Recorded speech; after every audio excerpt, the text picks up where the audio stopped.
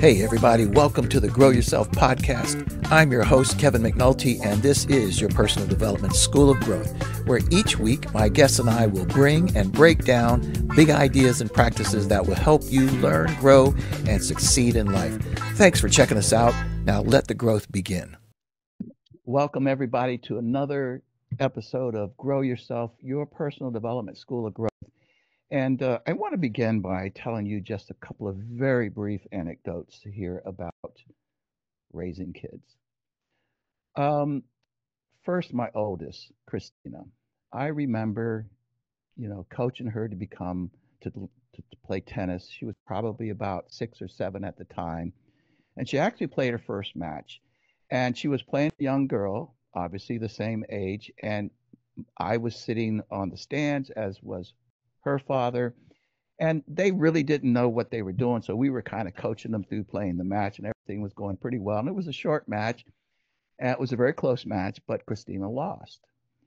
And when it was over, we asked them to shake hands, and then they left. And then Christina, now we're on an indoor court, and as you well know, indoor courts are very loud. They're very echoey. So I congratulated her, and then we started walking back through the courts, and all of a sudden she began to just belt out this cry.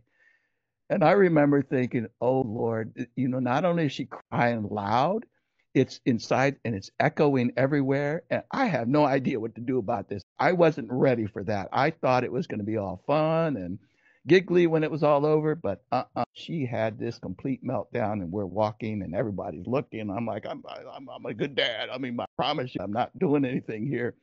And then my second one, I took her on a daddy date to Toys R Us.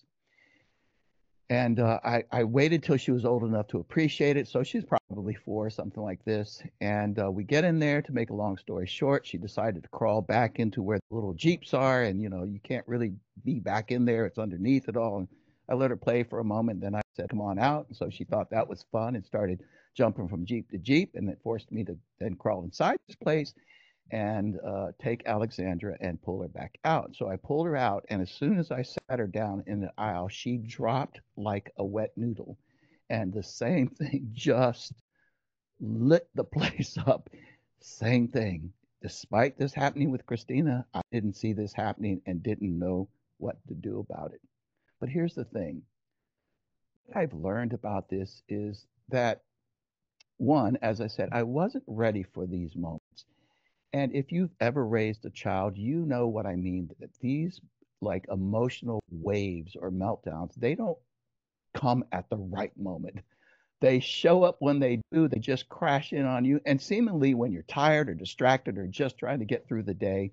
But here's the thing, I also learned that those messy, raw, overwhelming moments, they're not problems to be fixed. They're invitations, I would say, invitations to understand how kids experience the world, how they learn to move through it, how we as adults, uh, you know, work around them, and how we can either support or, frankly, short circuit that process.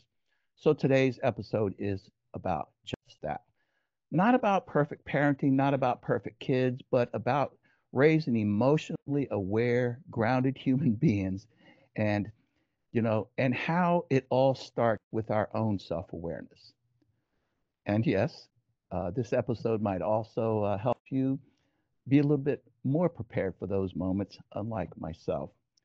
And so today I have a very special guest to help us understand and really navigate this aspect of raising children. My guest is Dr. Kahlila Robinson, and she is a psychologist, a parent, by the way, the co author of the Self Regulation Workbook for Children ages 5 to 8, which I have had a chance to read through. It's fascinating, and I will recommend it. And she works with families. She's actually worked with families for years, helping them navigate the emotional world of young children, not just through clinical expertise, but through the lens of her own experience as a mom. Her approach blends science with compassion and offers real, grounded strategies for raising emotionally aware kids. I'm really looking forward to this conversation because it's not just about parenting or parenting tools, if you will. It's about our own self-awareness. It that sort of lays the foundation for the emotional growth in the next generation. So, if you would please welcome my very special guest, Dr. Kahlila Robinson. Dr. Oh, Robinson, thank you so much for being here and grow yourself. thank you so much, Kevin. Thank you for having me. Thank you for that beautiful introduction. I loved it, and I loved hearing what you said about I have no idea what to do in this moment. Haven't we all been there? And including myself, probably more than multiple times a week. What do I do now? It's such a humbling experience to be a parent, and I think those I don't know what to do moments are just so human. Um, yeah, full of Well, ability to connect. Yeah. yeah, and we've all said this as parents. I remember my parents saying this, and friends of mine saying this. And Jane and I, we've obviously said is that there really is no manual for parenting. There are resources like your book that can help us, but raising kids, there are 7 billion people on the planet, and we're different for a reason. And so you're trying to apply maybe a model to a very unique child of God, in my way of thinking. So, in any event, you know, uh, thank you again for being here. Would you mind just telling us, the audience, a little bit about who you are, maybe your own experience as a child, and who is Kahlila? So I'm a licensed clinical psychologist based in New York City. I have a private practice. I have worked in lots of different settings, including hospital and clinic settings. Right now, I work with adults, I work with kids, I work with families. Um, I happen to do a lot of work also with adoptees and their families. Um, and in terms of my work with adults, I work with a lot of adults who have had relational trauma. That's the kind of trauma we term for when you are emotionally neglected, abused, where you didn't get delighted in as enough as a child.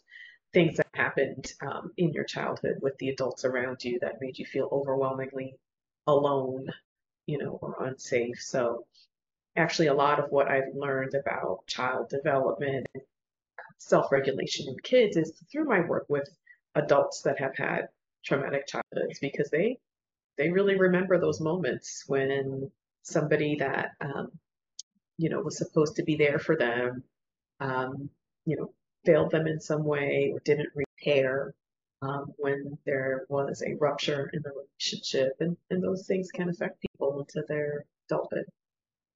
So yeah, so that's who I am. And then in terms of my own childhood, Yes, I grew up here in New York City, which I love. I think I'm yeah, the second generation New Yorker. My children are third generation New Yorkers. beautiful. Um, my parents were, social worker and a plumber, and grew up, in the 80s in New York City, which was a fun time to be here. Lots of development of arts and culture at that time.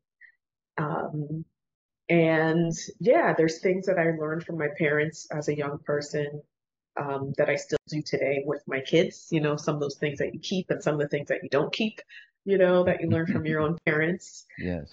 So both my parents sang to me quite a bit as a kid, and that's something I like to do with my kids now, even though they're getting older. Have a tradition around a couple songs that we like to sing Oh, for that's going to beautiful. bed, that kind of thing. So yeah, so that's a little bit about me. So, in your book, and I think you talk a lot about this, just the idea of raising, let's just say, emotional, uh, kids that can regulate their emotion and just self-awareness.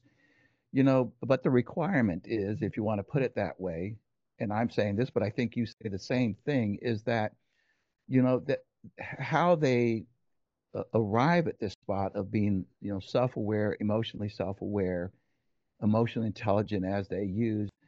One of the requirements is that we, as adults, as parents, are able to sufficiently do that for ourselves in order to raise self-aware, emotionally self-aware kids. But I mean, isn't that a bit of a tall order for a lot of It people? absolutely, it's quite a conundrum. So in order to help kids self-regulate, we actually have to be well regulated ourselves. We have Yeah. to offer co-regulation, right? So, and that's tough because, like you said, when we have those moments when our kids are melting down, it's activating for us. It's hard for us. It's hard for us to feel calm ourselves in those moments. So the book focuses a lot on that. Is how do you self-regulate as a parent?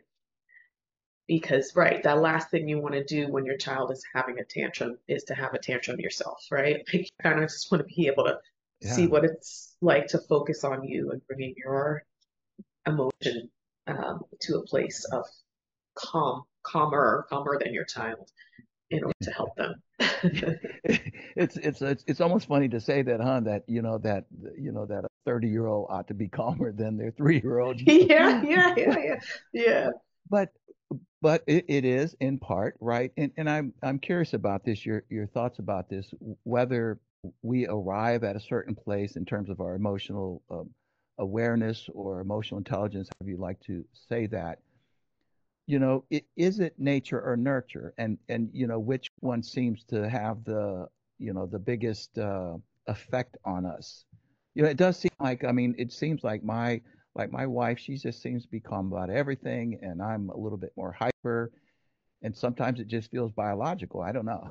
Right, right. Yeah, I think the concept of temperament has been studied and researched in terms of, yeah, like calmness and activation. And there's also some genetic factors around the role of kind of shyness too. Yeah. There's also major nurture um, aspects here too, right? So part of how kids learn to self-regulate emotionally is to actually feel their feelings and I'll actually get a really good exposure to their own feelings, right?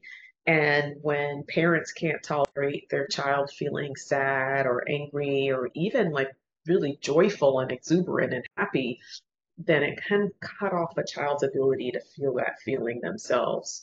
Or they may start to say, well, maybe it's bad to feel sad, or maybe it's wrong to feel angry. And then they don't get enough practice and opportunity to feel the depths of those emotions and really learn how to deal with them, learn how to feel them physically in their body, learn the really important, critical Mm. um, kind of experience that emotions come and go, Yeah. right? Yeah. Yeah. And Yeah. that you Yeah. don't have to be afraid of them. So then, how do you? Because I would assume that you have to introduce this to your kids in some form as a parent, right? So how do you either introduce this or, let's just say, facilitate a child's ability to feel their feelings? I mean, it makes sense what you're saying. Yeah. Yeah. I mean, I think that when a child is upset, there's lots of different ways that you can respond to them, but the the things that you kind of want to try to avoid where possible are like, stop this, or like, Ah, guilty, this is wrong, right? Like that happens to all of us because we lose patience and it's hard to deal with it. But ideally, you want to be able to validate. You want to say, yeah, I get it. Of course, you feel this way. I would feel the same way if I felt X. It's okay to feel sad, right? Let's sit together while you feel this big feeling. I'm right here. So, like all types of things where you're just kind of inviting it and allowing it, right? We think of it as a wave of emotion, right? So that it starts out maybe a little bit small, gets a little intense, then Interesting. goes down again, and that you want to be with your child for that full wave and allow that full wave of emotion. Yeah, And what if though, what if your child is having a meltdown, and let's just put it this way, if I could, that they're wrong for having a meltdown. Let's say we look at it that way, and we're also about to have a meltdown with the child because they're having a meltdown. How do you blend those two things together? In other words, I know that I have to regulate my emotions, but do should I let them know that I'm having emotions as well, though? I mean, sort of modeling this idea that I've got emotions too. I, yeah, I mean, you have yeah. to be the adult. I get that, but Right, right, right. Yeah, I mean, first of all, sometimes we don't always get this right, right? Like we'll we will melt down and our child will melt down, and Hmm. and then we'll, hopefully repair with the child afterwards. So that's really, really important to keep in mind. Like, there's no perfect science here, and there'll be times where you lose it. Um, but yeah, I think that when you are feeling on the edge of escalation, one of the things that's really important to do is be mindful of what's happening for yourself inside of yourself, Mm. right? Know what Mm. your cues are for escalating, right? For me, it's like, I don't know, I'm starting to feel my jaw clench a little bit, or I'm starting to feel really, really frustrated about something maybe small or minor that normally doesn't bother me. I'm starting to notice my voice getting a little more intense, right? So, and then kind of catching yourself in that wave of emotion, right? Yourself say, oh, wow, I'm getting really heated right now, right? As long and when you're able to kind of catch it as it's getting growing, then you can say, okay, there's some options for myself that I can use to help myself in order to be helpful to my child. Because the best way for me to be helpful to my child is for me to be calm myself, right? So Mm.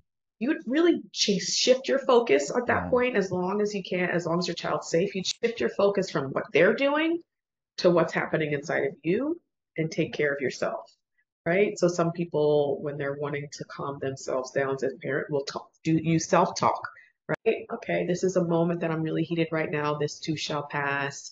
I can get through this. Some people will use some sort of sensory regulation practice. So one thing that I like to recommend is for adults, if you're in the kitchen, stick your head in the freezer for like 30, 60 seconds. That'll give you a nice jolt and quick shock of, oh wait, what's Yeah. my your mind is not focusing on your Yeah. anger towards your child. You're like, oh, I'm gonna freeze right now, right? And actually can be kind of funny. Kind of funny. I was thinking the same thing. I Yeah, probably yeah. bust out laughing. Yeah. Yeah. You can do some deep Mhm. breathing.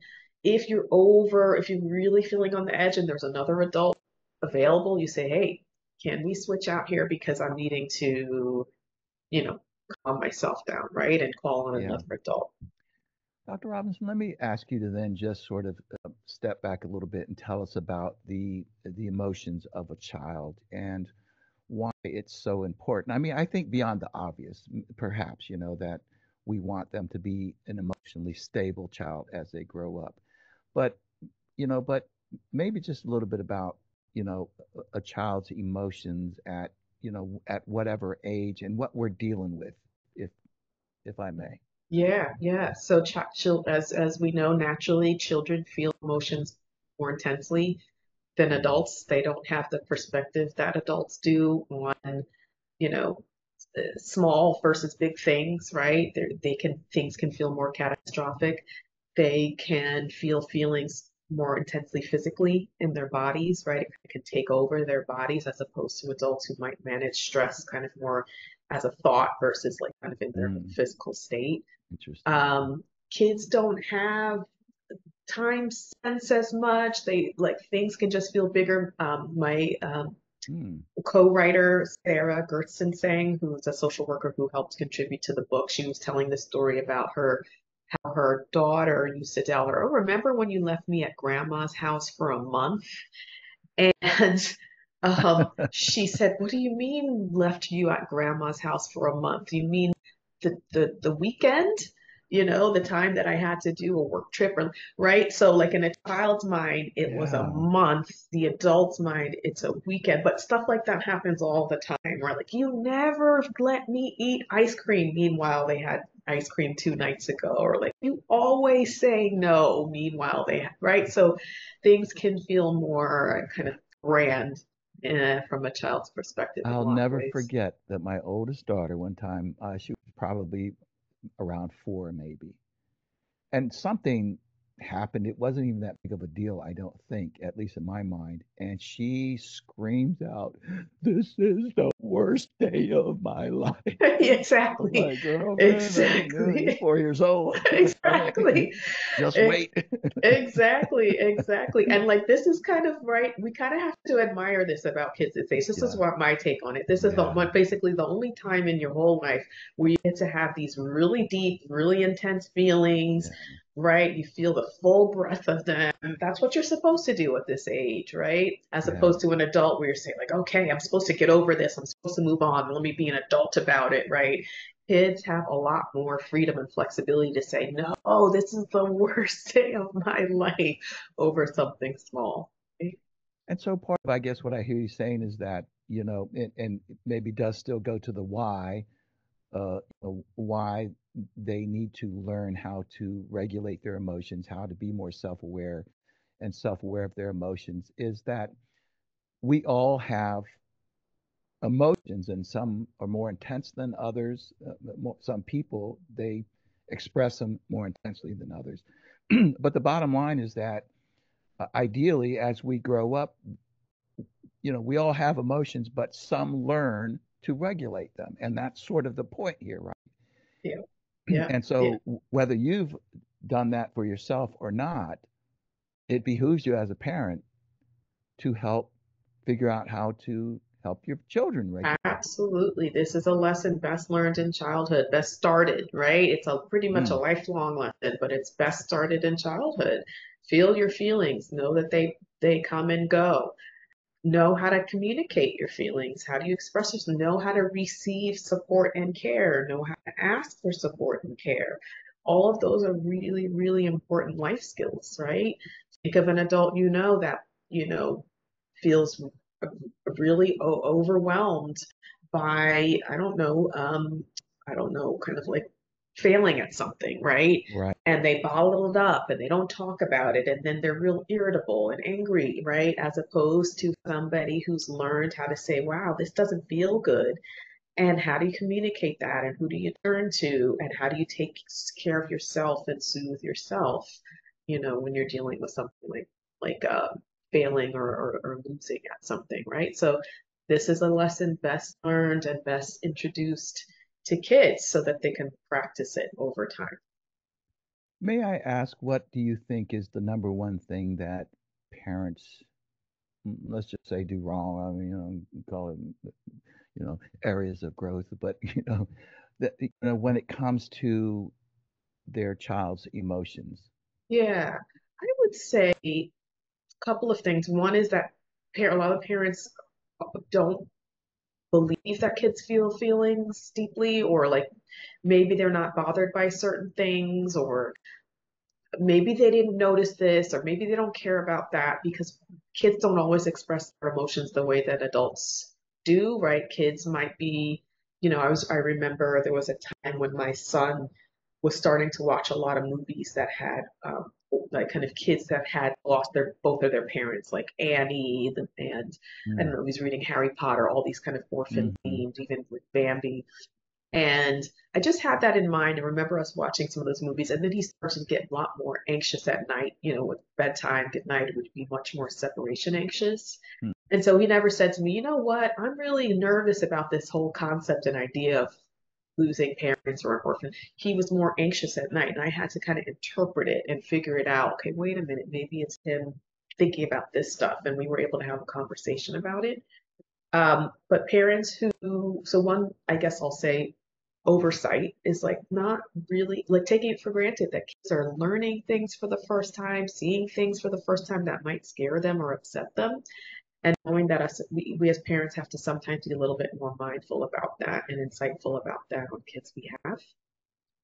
Another area where I think parents could really focus on is repairing with kids. So, like, you yell at your kid, you have something go on that feels really upsetting between the two of you. Then the next day, everything seems okay.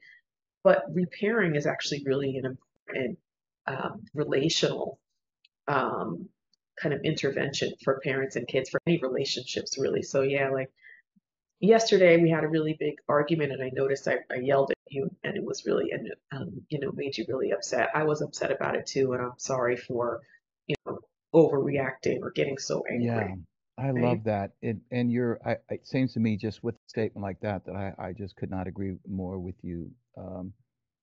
That you are also teaching accountability for your emotions as well, right? And so it helps them understand, okay, mom, dad's human, and they, but they You know, they may not be Absolutely. saying this to themselves, but they're learning that an apology is appropriate when you lose your cool.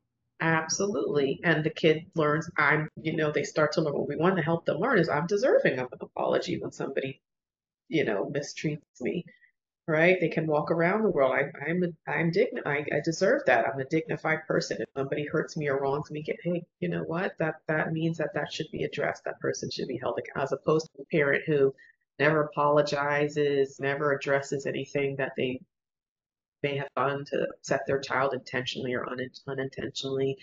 That's a different experience for a kid. Like, oh, okay, well, maybe people don't, uh, maybe I don't deserve, somebody to say, I'm sorry Right. or I did something wrong. Yeah, or they become that child that is exactly like you, and therefore, arguments and fights and those they just go round and round because nobody takes responsibility for their own behavior. Because Right. even in the statement that you just made, that sort of role playing thing was, you weren't apologizing for what happened. You weren't apologizing for the thing that might have made you upset. It could have been the child's fault, if you will, or whatever. You were just taking accountability for how you behaved For and sure, for reacted and sure. responded. Yeah. And it's okay. I mean, and we're not saying never get angry at your kids, right? Right. Like when you get angry at your kids, maybe what you're saying is maybe I got too angry, right? I went over the top a little bit there. Fair Like I enough. was angry, right? But maybe I got a little too angry, and that's what I want to take accountability for. Fair enough. You mentioned co-regulation. Can you tell us a little bit more about that? Sure. Yeah. So co-regulation is the act of kind of calming and soothing, providing your own calm to another human being, right? So to the child, right? So we think of our calm as being contagious. And this is something that we're doing from infancy with our kids, right? They're upset, they're hungry, they're tired, and we naturally co-regulate them through soothing, through feeding them, through making them feel comfy and safe. So it's really the act of providing soothing and caring. It could be as simple as eye contact and presence, right? That's a form of co-regulation. It's just I'm here. To as involved as, physically holding the child and rocking them and soothing them physically, right?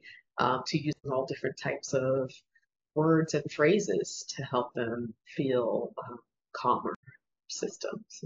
Yeah. So where would how would you recommend let's just say a fairly new parent, you know, mm, but now, you know, what can they do to co-regulate? I would even submit maybe first start to regulate their own emotions. Yeah, I would encourage that parent to start to consider who calms them down in their life right now, right? Like who do they consider, who do they identify in their lives that actually supports them when they're upset? What does that person do? What do they say? And in what way? What qualities do they have? There's a really, really good friend of mine that I've had for a really long time that I have the good fortune to call up when I'm upset about something. Mm, And although it's kind of funny. He doesn't always say like the right thing, he doesn't say the right words, but the way that he allows the space and mm, that he kind of, I could tell that he cares really helps. Right. And so that's another thing to consider. Like, you don't always have to say the perfect thing, right? It can be yeah, about your intention, it can be about your presence, it can be about the care that you exude and just your presence that can be enough for an adult. I mean, for a child. So for an adult that's a new parent, I would say start to think about how you calm down, what helps you, and then imagine how you would support your child. Your child could be different than you, right, in terms of what helps you and what calms them. And you'll learn. You'll learn through trial and error what are the best ways to support and soothe my child, right? For my own daughter, I know one of the ways that's best for her is really not for me not to use too many words, but to be right there with her physically in the same space and to be almost bearing witness to what she's upset about. That really helps her, right? It's not so much about, hey, it's going to be okay, or I understand, or this, or that. It's kind of just like, I get it, right? Very few words, but a lot of presence. right? So it's going to be learning your child, learning how to do Yeah, this and through I mean, and experience. part of what I'm taking away from what you're saying is it's just the power of intentionality. I mean, just, you know, it may even be oversimplified, but it's just choosing, choosing, being intentional about, how you come across, to your kids, your ability to just pay attention to when you're starting to lose it, um, paying attention to them when they're starting to lose it, and then growing, because you said it. I mean, it's not, we're not trying to be perfect parents. I mean, it's almost impossible. Let's just say it's impossible to be a perfect parent, Hmm. but to just be aware of, for instance, I noticed that at some given point, I think the kids were probably in middle school, and I noticed that in my relationship with them, which was, I would say, overall, at least from dad's point of view, I thought we had and still have a great relationship. But I did notice that, particularly around middle school, I started chastising them more. It seemed like I was more onto them, always correcting them. And sometimes it wasn't necessarily like angry or sharp, but it was like I was noticing all the things that I needed to correct them about. Yeah, And just yeah. one day I said to myself, Kevin, your relationship is starting to do this. It's starting to, either you're in correction mode or discipline mode, or you're joking around mode, but there's no in between. And I Mm, felt like this was the relationship that I was shaping, and I didn't like that. And so I simply became aware of that, and I just simply started having more intelligent conversations with them, maybe about nothing. How was yeah. your day? And then just, exploring a little bit more. So it was just sort of a calm conversation that wasn't discipline and it wasn't joking around. It was just communicating. Beautiful, beautiful. Yes? Yeah, I mean, that's such a beautiful, I mean, I think that's such an important practice. What you did was you kind of stepped back and you said, and you observed, and you gave yourself a little mini assessment. Maybe something was Mm, you were starting to be bothered by something in the connection, and you were able to pay attention to that. And yes. sometimes that's really subtle and hard to like realize, right? So that as a practice of like stepping back and saying like, how am I feeling about my connection with my child right now? What am I noticing about the quality of the connection with my child is huge and so massively important, for building connection, self-regulation, co-regulation, all of it. So beautiful Yes. example. And I think I do think, and I do really do recommend your book. I think it's very important for parents, but that they grasp this idea that you're talking about here, co-regulation, and just paying attention to yourself, self-awareness in your relationships and this, that, and the other. But Kalila, what about parents who now have teenagers and they're listening to this? I know that as I'm listening to you, I'm thinking, okay, I could have done that better. I mean, it's human nature to do that. But what about parents who do have, let's say, middle schoolers or high schoolers, and they're listening to this and feel like, you know what, boy, I blew it, and Yeah, is it too late? never too late. Absolutely never too late. I'm a huge believer in that. I don't think it's ever too late to acknowledge something that you feel like you didn't do well, right? I don't think it's ever too late to build that connection. And if you're feeling like you're not having enough, I don't know, fun or quiet times or whatever with your kid, to start to integrate that a bit. And you can always address it directly. You can say, hey, I noticed that the last couple of months we've been talking nothing about homework. I've been kind of bossing you around a lot, telling you what to do. And Mm, I've noticed that we haven't necessarily had too much time to relax together. What mm, about you? Have you noticed that, right? When you have an older kid, you can start to really engage them collaboratively, right? That's a really nice strategy to use when you very have an older interesting. Yeah, kid, right? You don't have to problem solve and do it all in your own head. You can say, hey, I'm noticing this problem. How do you feel about it? How do I we love work that. together around it, right? So that's something that you can do. Even a 5-year-old, right, still can do some of that collaborative problem Wow, solving. I love what you're saying there, and again, it's not that goes beyond sharing just good parenting skills or even making connections with your kids, but teaching them how to collaborate with people. This is really powerful, powerful stuff. Would it be acceptable? And I would, and if I may, just share a personal anecdote real quick. It doesn't have to do as much with emotion regulation as it do. So I'm a Christian. We raised our kids in the church as well. But you know, I also say that oftentimes I'm not a very good Christian.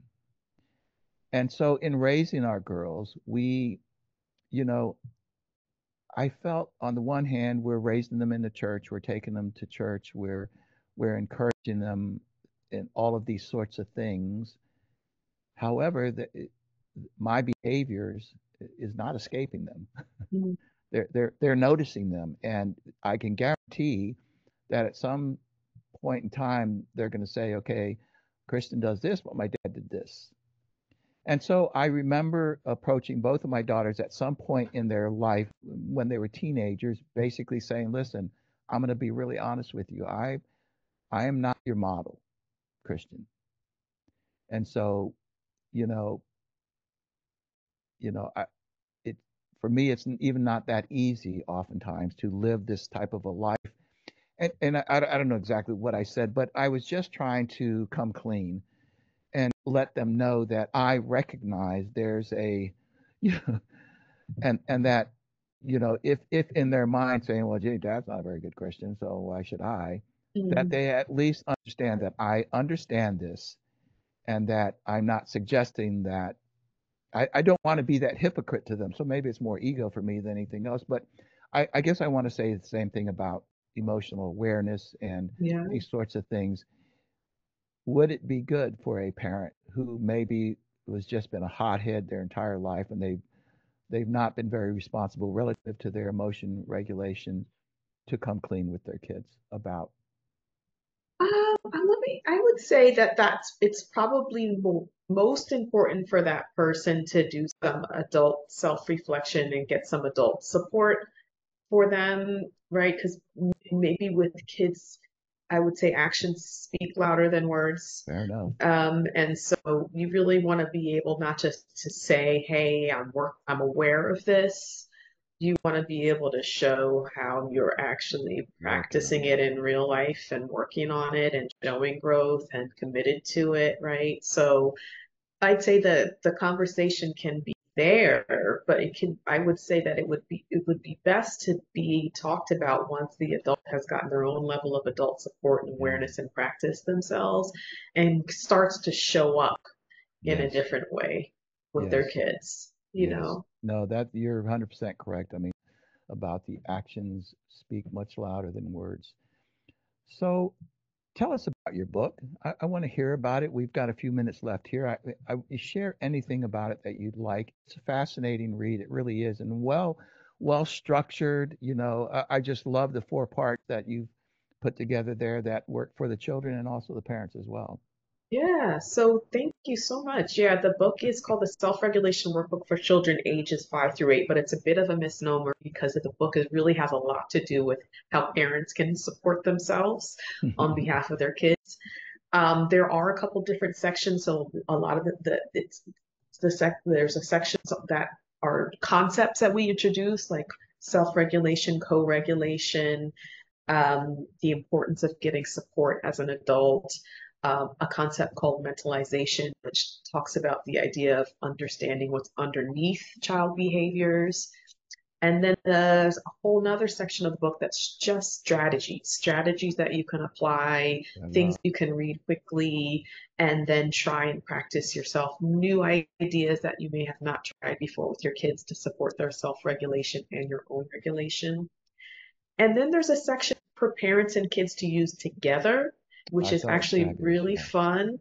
And it's meant to be a connecting kind of experience for you and your child, but also a learning experience for you and your child, for your kid to learn more about emotional expression, more about how to calm and soothe their bodies.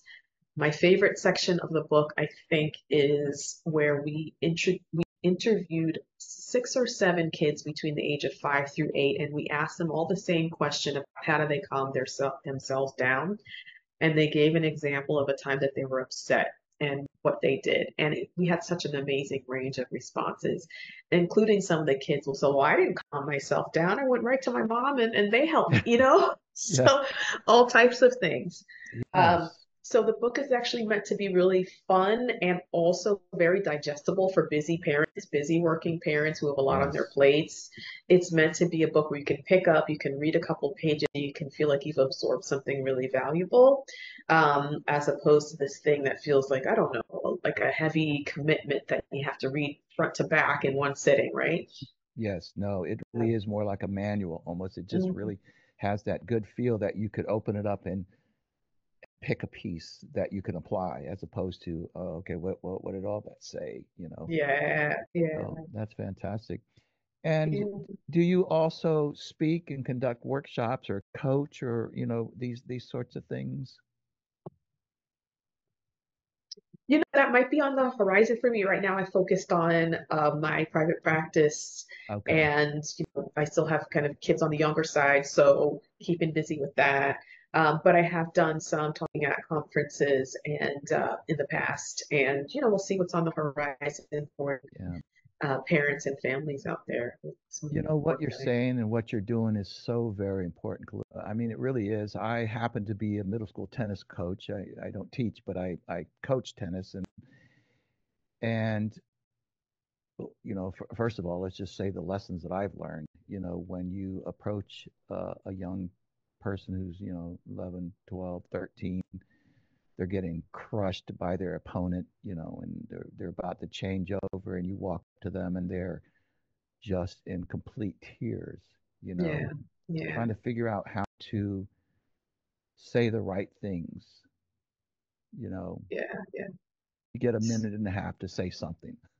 Yeah, it's so hard. It's so hard. And there's, Yeah. again, like we were saying before, it's not always about the exact words, but the intention and the sense of Right. I care about you and almost bringing the feeling of like resilience with you, like we're going to get through this, Yeah. right? And we'll do the sense of not having the person, it's their own experience, right? They're That's alone right. playing on the tennis court, but you don't want them to have to necessarily feel so alone with that feeling, right? So you Oh, can use a lot of we words. We'll get through this, or we can do this, or you know, um, wow. I love well, that. Never yeah, thought about it. I don't think I've ever applied the we idea. I mean, it makes sense because then you're right, because they're out there on their own and a bunch of people staring at them and they're young and impressionable and they're just getting slammed in front of all their friends. It's I remember one kid, he was just in complete tears and I remember asking him, I said, so, what do you think you need to do? And he looks at me and goes, play better. Oh man, that's a tough one. I mean, another really powerful one for kids is like, I've been there. You're not Yeah. alone. This happens to Yes. everyone. This happens to the best of us, Yes. right? I remember when I was your, right? Like, again, not being alone with a feeling is huge. It's so important. And Gosh. when it comes to sports, that lesson is it's so hard, but it's just so true that you win some, you lose some. It's just for Yes. everyone. The Michael Jordans of the world, everybody goes through times where they don't win. It's just a fact. And as hard as it is, it's just the truth. And right, you can Wow. recover from it. I love what you just said there about sharing the feeling, being there with the feeling with them and letting them know they're not alone. I do have one more quick question though that just came up, and that is about this idea of rescuing your kids from their emotions. That's not necessarily good either, is it right? That you just coddle them and you know and you know I'll just leave it at that, right? Or Exactly right. You want to learn how to lean in and lean out, right? One of those times that you want to mm, lean in and be co-regulating and supportive, maybe even a little coddling sometimes when it depending on the sure, circumstance. And when do yeah, you want to lean out and have your child experience a natural consequence, hmm experience frustration, hmm sadness that will support their emotional resilience, right? Again, you hmm have to feel feelings in order to learn how to deal with them. So if a parent is always swooping in and trying to stop a right. child from feeling something or prevent a problem or whatever it is, the kid doesn't get as much practice as they could potentially really to deal with whatever is that's coming up, right? So Mm. I think it's a delicate balance. You have to kind of, again, you can't always get this right. When do I lean in and be really, really supportive? When do I step back a little bit? That's a little bit of a dance that you have to do as a parent, but it's really, really important. If you're a parent who really struggles to tolerate discomfort in your Yeah. child, that's something to work on for you, right? Where is that coming from in Interesting. you, Yes. right? Is your kid reminding you too much of your brother who's, angry and depressed and that's why it's hard? Or is it just you're overwhelmed constantly and you can't handle it? Like, so you have to figure that out as an adult for yourself. Wow. That's so powerful right there. So listen, would you please share with the audience where they can find you, where they can find your book, anything about where they can connect with you? And again, repeat your co-author's name, Sarah. Birthston staying. So yes, Yes. so our book, The Self-Regulation Workbook for Children ages 5 through 8, is available on Amazon. It's available on Goodreads. It's available from um, direct from the publisher, Ulysses Press. We have it in some independent bookstores, including McNally Jackson bookstores Nice. here in New York City. And you can find me on my website. It's KahlilaRobinsonPhD.com. That's Kahlila Robinson, ROBINSON, PhD.com.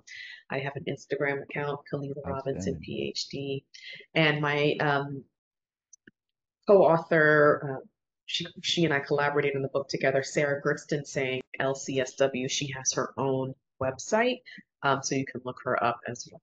Outstanding. And of course, we'll put all of those in the show notes, but I always love for the guests to put them out there so people can go look right now and read your book. So, well, listen, Dr. Kahlila Robinson, thank you so much. You shared some really good nuggets, and I say that very sincerely. And there's no question in my mind that you are helping the parents that are watching this, or whomever is raising the kids, a chance to one regulate their emotions a little bit better, and certainly helping their kids. So, thank you so much for being on Grow Yourself. Thank you so much, Kevin, for having me. It was a pleasure. No, the pleasure is completely mine.